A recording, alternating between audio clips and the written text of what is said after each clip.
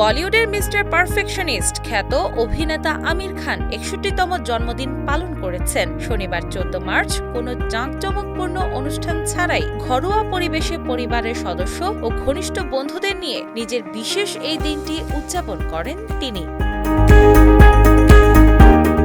যদিও গত বছর ঘটা করে নিজের জন্মদিন পালন করেছিলেন আমির খান, সেই সঙ্গে সুখবর দিয়েছিলেন তার ভক্ত অনুরাগী সহ সামাজিক মাধ্যম নেটিজেনদের। প্রেমিকা গৌরীকে সবার সঙ্গে পরিচয় করিয়ে দিয়েছিলেন জন্মদিনে।